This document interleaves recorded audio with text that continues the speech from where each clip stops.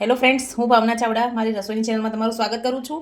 આજે હું તમારી સાથે બાળકોને બહુ જ ભાવે એવી ચોકોલાવા પેનકેકની રેસીપી શેર કરવા જઈ રહી છું. તો ચાલો રેસીપીની શરૂઆત કરીએ. ક્રીમવાળા બિસ્કિટ લીધેલા છે, એનું પહેલાં પાવડર કરી લઈએ. થોડું થોડું દૂધ ઉમેરી અને સરસ આનું એક બેટર બનાવી લઈએ. દૂધ ઉમેરતા જઈશું અને આને મિક્સ કરતા જઈએ. એક પેન ગેસ ચાલુ કરી પેન મૂકી દઈએ.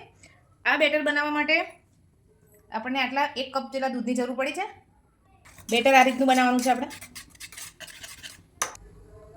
પેન ગરમ થઈ ગયું છે. હવે આપણે થોડું થોડું બટર લગાવી લઈએ.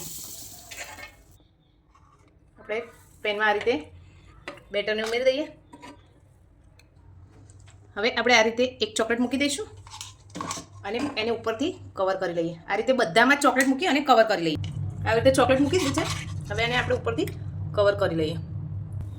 આપણે કવર કરી લીધું છે. હવે એને ઢાંકીને થોડીક વાર થઈ જવા દઈએ.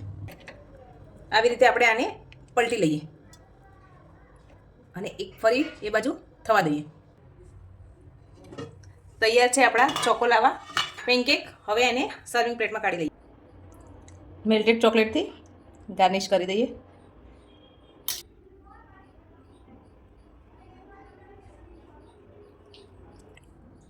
ફ્રેન્ડ્સ, તમને મારે આ ચોકોલાવા પેનકેકની રેસીપી કેવી લાગી એ મને કમેન્ટમાં જણાવજો. લાઇક, શેર અને સબસ્ક્રાઈબ.